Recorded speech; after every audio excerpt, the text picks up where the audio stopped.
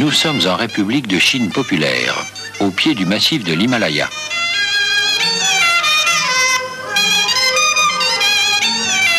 Une équipe de botanistes chinois, mus par l'enthousiasme politique au moins autant que par l'esprit de recherche scientifique, monte à l'assaut des vallées qui mènent vers les hauts plateaux du Tibet.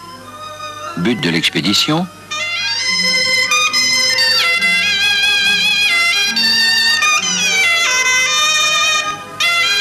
Le plus haut jardin naturel du monde. Entre 4000 et 5000 mètres d'altitude, au début du mois d'août, après plusieurs journées d'ascension, il découvre un véritable paradis. Un océan de fleurs sur le toit du monde.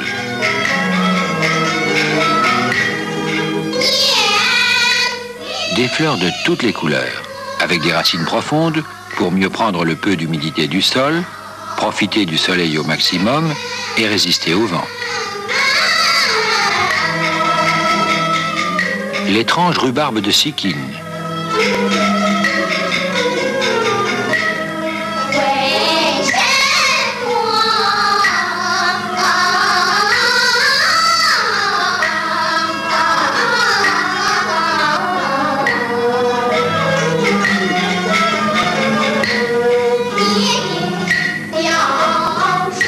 Le pavot de l'Himalaya.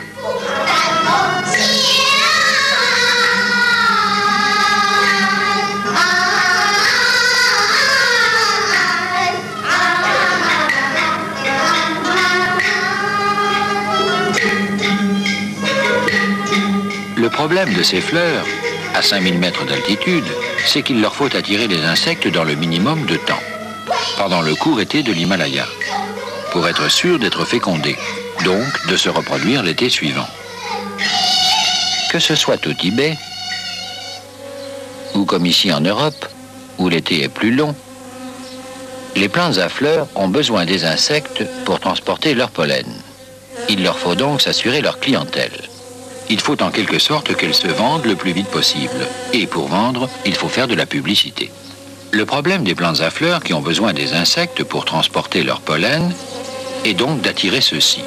Ce qui suppose deux choses. 1. Avoir quelque chose à leur offrir. 2. Le leur faire savoir. Ce qu'elles offrent, c'est le nectar. Les fleurs à insectes en produisent beaucoup moins que les fleurs à oiseaux. Environ 0,5 à 5 mg de nectar par fleur et par 24 heures. Les championnes sont les fleurs de certains eucalyptus, la fleur du lierre aussi. Voici comment chacune des petites fleurs de l'ombelle du lierre s'y prend pour attirer l'insecte. Elle s'y prend en deux temps. Dans un premier temps, elle est mâle. Elle n'offre aux insectes que des étamines. Alors arrivent les faux bourdons qui adorent le pollen du lierre et qui sont attirés par sa couleur jaune. Les abeilles aussi.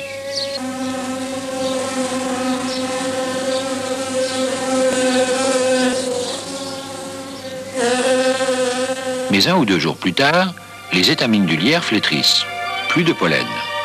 Apparaît seulement alors l'organe femelle de la fleur, le stigmate, qui est sûr de cette manière de ne pas être fécondé par le pollen de ses propres étamines, mais qui veut recevoir par contre du pollen en provenance d'une autre fleur de lierre, parce que génétiquement c'est toujours meilleur.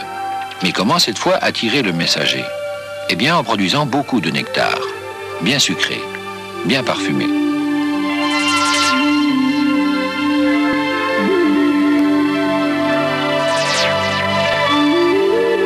Pour vendre, il faut faire d'autant plus de publicité que la concurrence est nombreuse et sauvage. La fleur, pour solliciter la clientèle des insectes, utilise deux médias, le visuel et l'olfactif. Parfois l'un, parfois l'autre, le plus souvent les deux combinés.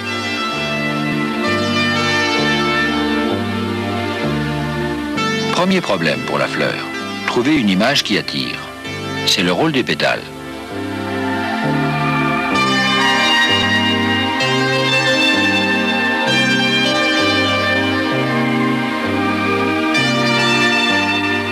Il arrive d'ailleurs que les pétales de certaines fleurs soient défaillants, quasi inexistants. Dans ce cas, les fleurs compensent. Elles se servent par exemple des sépales. Normalement, les sépales sont ces pièces vertes à la base du calice de la fleur. Certaines fleurs transforment les sépales en pétales. C'est le cas du muguet, par exemple. Si les pétales ne sont pas jugés à la hauteur de la situation, ils prennent le relais. Ils se mettent tellement à ressembler à des pétales qu'il faut être botaniste pour le savoir. C'est aussi le cas du lys, de la tulipe, du magnolia.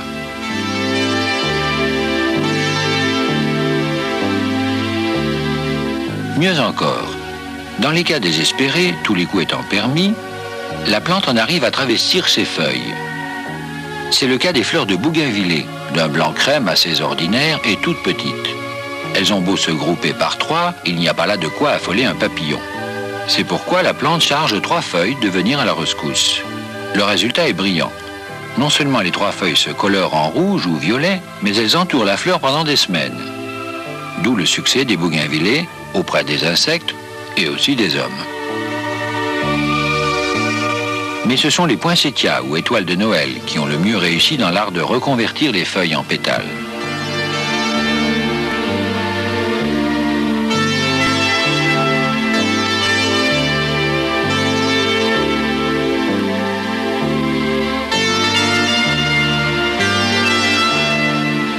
Quant aux arômes et aux anthuriums, ils n'y vont pas par 4 chemins. Ils chargent une pièce unique, souvent très grande, d'assurer la promotion de la hampe centrale où se fixent d'innombrables fleurs tout à fait insignifiantes.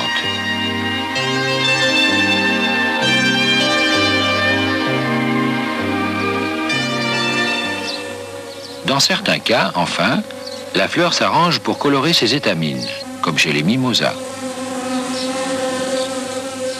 Chez les albizia aussi, ce sont les étamines qui sont aguicheuses. Il faut en somme, à tout prix, pétale ou non, un panneau publicitaire d'une couleur qui attire les insectes.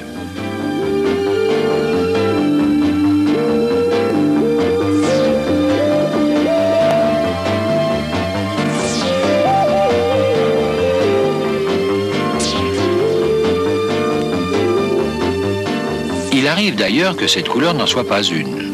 Ainsi, le nénuphar n'a pas de colorant blanc. Son blanc éclatant s'explique par un phénomène de réflexion de la lumière sur les vésicules aériennes de ses pétales. C'est le même phénomène que celui qui produit la couleur de la neige ou de l'écume.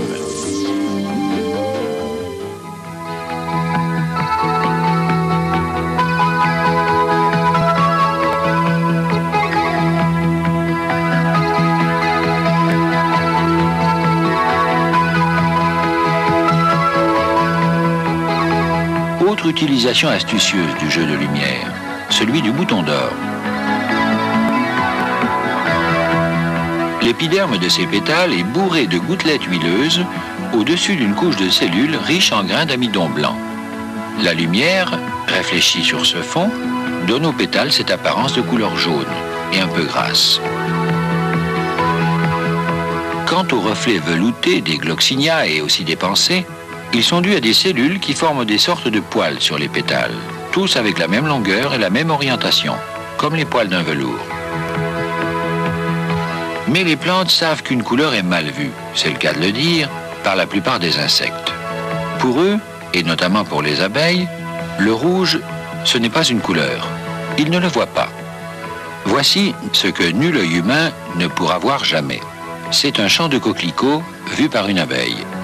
On s'est longtemps demandé si les insectes avaient la même vision que les oiseaux et les hommes. C'est l'Allemand von Frisch, prix Nobel, qui a démontré le contraire. Les abeilles et la plupart des insectes voient le monde végétal autrement que nous. Ils sont par exemple aveugles au rouge.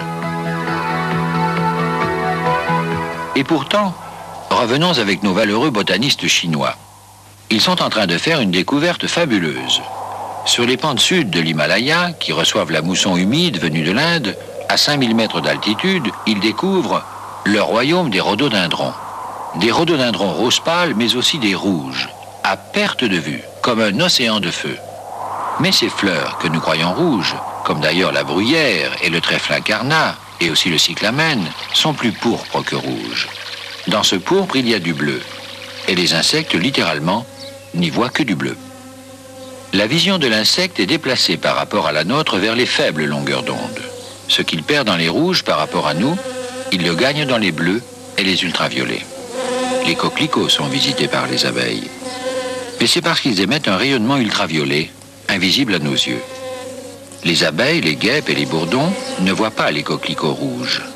Ils n'en distinguent qu'une image en lumière noire, comme celle que nous utilisons dans les nightclubs. Voici d'ailleurs des fleurs qui opèrent une reconversion au dernier moment, les échiomes. Ils ont d'abord une corolle rouge, puis, à mesure qu'ils s'épanouissent, elles virent au bleu.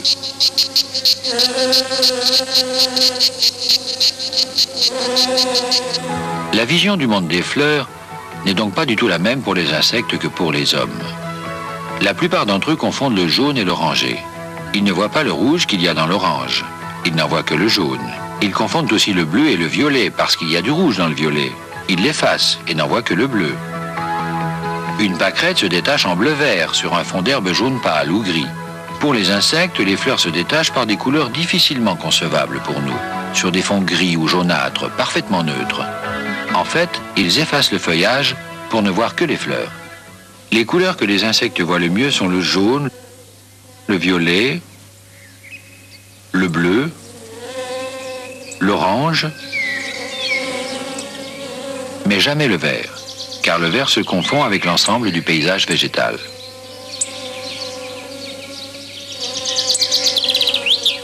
Très souvent, les fleurs guident les insectes vers leur nectar au moyen de lignes rayonnantes. Ou bien ce sont des taches qui lui montrent le chemin du nectar. Ici, la fleur du catalpa. Voici un document soviétique. Vous allez voir comment un insecte réagit à une fausse fleur jaune sans rien pour le guider au centre.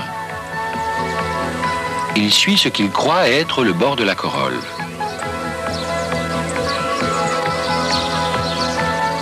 Maintenant, on a disposé des lignes de taches convergeant vers le centre. L'insecte atterrit en suivant les balises. Il cherche vers le centre là où devrait se trouver le nectar. Et il est toujours ramené aux lignes de taches.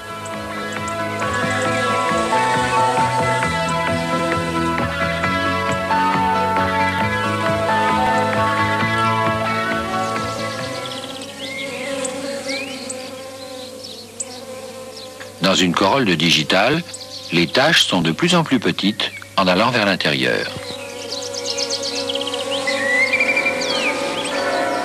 Voici un système de guidage couleur très perfectionné, celui du marronnier. Quand la fleur est jeune, pour signaler aux insectes qu'elle est pleine de nectar, elle arbore une grande tache jaune sur fond blanc. Dès qu'elle vieillit, que la sécrétion de nectar diminue, elle vire à l'orange puis au rouge vif. C'est le signal stop, ou plutôt l'extinction des feux. Car pour l'abeille, elle devient grise et se confond avec le reste. Les hyménoptères délaissent très vite ces fleurs rouges pour ne visiter que celles qui sont encore jaunes. Ce n'est pas tout.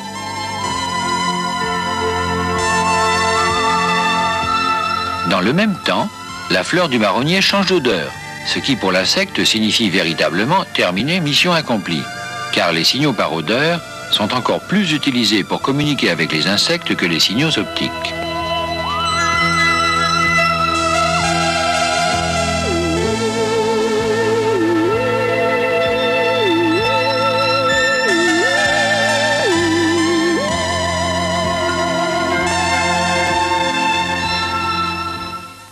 C'est utile parce que les insectes ont en fait une très mauvaise acuité visuelle. L'œil à facettes, c'est très beau, très impressionnant vu de près, mais comme efficacité, c'est le 80e de l'œil humain.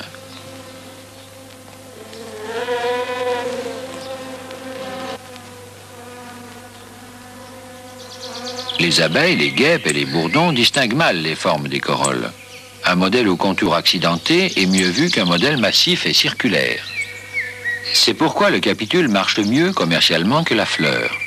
Un capitule, c'est un ensemble de petites fleurs associées, et non pas un assemblage de pétales. Ce ne sont pas des fleurs, mais des républiques de fleurs. Elles sont toujours préférées par l'insecte aux fleurs simples, parce qu'ils en distinguent mieux les contours. Ce dahlia est parfaitement équipé visuellement. Son capitule bien découpé, jaune à l'extérieur, le signale aux abeilles de loin. Quand elles arrivent en fin de procédure d'atterrissage, ce sont les rayures concentriques pourpres, qu'elles voient bleues, qui les guident jusqu'aux petites fleurs jaunes du tapis central.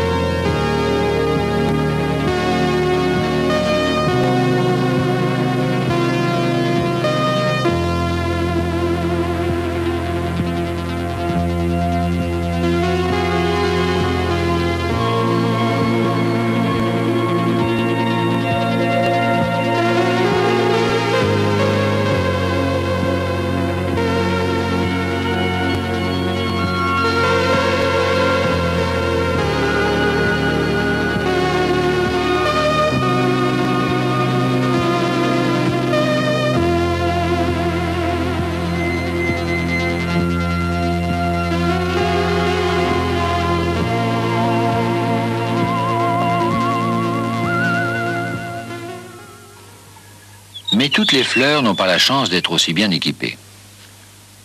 Nous sommes en France, au domaine de Château-Margaux, l'un des crus bordelais les plus célèbres au monde.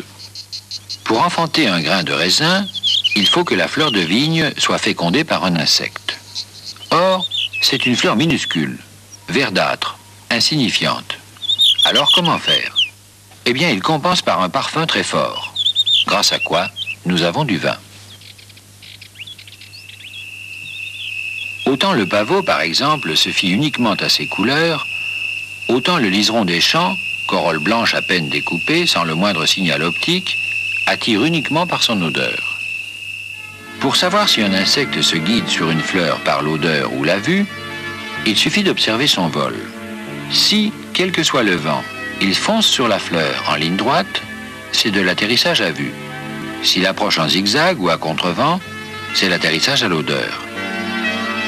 Quant aux récepteurs dont dispose l'insecte pour recevoir ces signaux odorants, ils sont placés dans le haut des antennes. On pense que les abeilles et les papillons, par exemple, sont munis de véritables palpeurs à odeur, d'une précision telle qu'ils se trouvent guidés en atterrissage automatique. Les parfums, beaucoup plus encore que les couleurs, sont donc le grand moyen de communication entre fleurs et insectes. Et cela peut aller beaucoup plus loin que le simple contrat « je te donne du nectar, tu transportes mon pollen ». Car à force de se fréquenter, on devient complice et ami. À l'occasion, par exemple, la fleur sert de refuge à l'insecte. Par temps pluvieux, les cloches des belladones ou des campanules hébergent tout un petit monde d'insectes.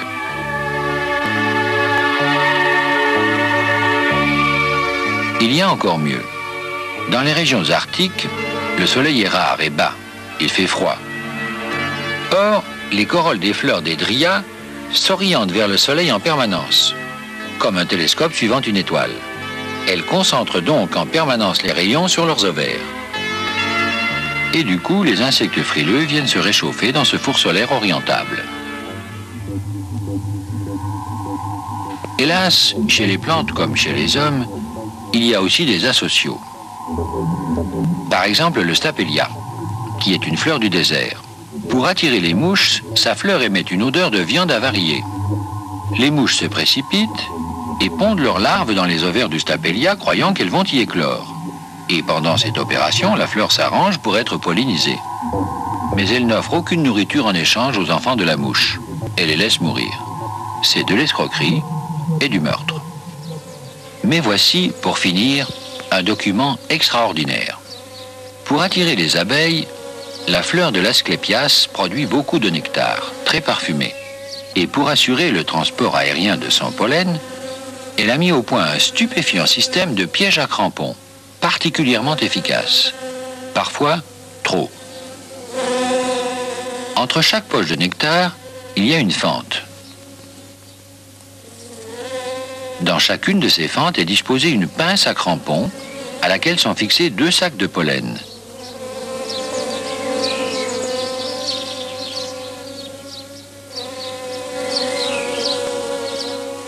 Au-dessus du piège, la pente est glissante, de sorte que la patte de l'abeille dérape et entre dans la fente. La pince à crampons se referme et l'abeille, pour dégager sa patte, est obligée d'emmener la pince avec elle et les 2 sacs de pollen. Mais ce n'est pas tout. Quand l'abeille se posera sur une autre fleur, la longueur du balancier est calculée pour que les 2 sacs de pollen viennent éclater à l'atterrissage sur l'organe femelle. Normalement, les abeilles finissent toujours par se tirer de ce piège astucieux qui les oblige à féconder l'asclépias, tant qu'elles ne s'y font prendre qu'une seule patte.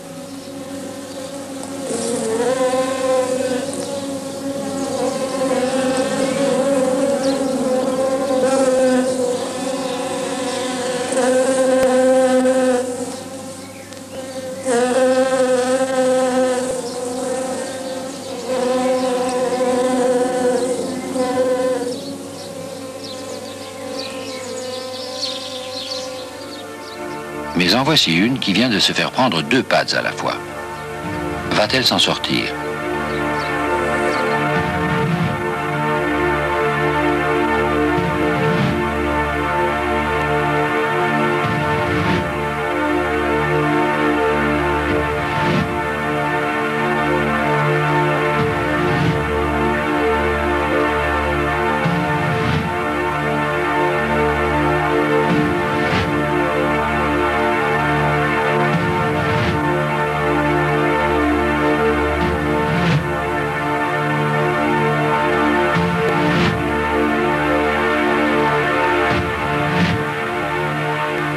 Elle lutte, avec l'énergie du désespoir, pour se dégager. Elle faiblit. Les fourmis le sentent.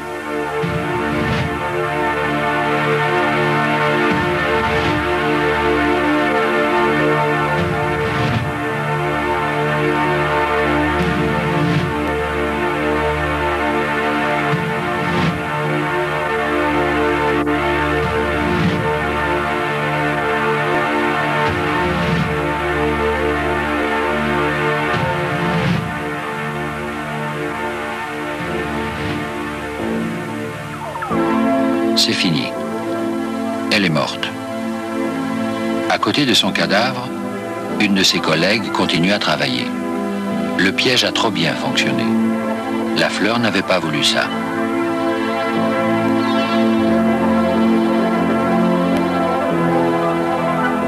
Mais ces exemples sont rares. Dans leur grande majorité, fleurs et insectes sont liés par des contrats d'associations amicaux, profitables pour les 2 parties. À mesure qu'il avance dans l'évolution, plus l'insecte amène la plante à perfectionner son architecture, plus il se contraint lui-même à développer ses propres facultés psychophysiologiques. Les fleurs n'existeraient pas sans les insectes. Et, à l'inverse, il n'y aurait ni abeilles, ni papillons, si les plantes, il y a 100 millions d'années, n'avaient pas inventé la fleur et ne cessaient de la perfectionner.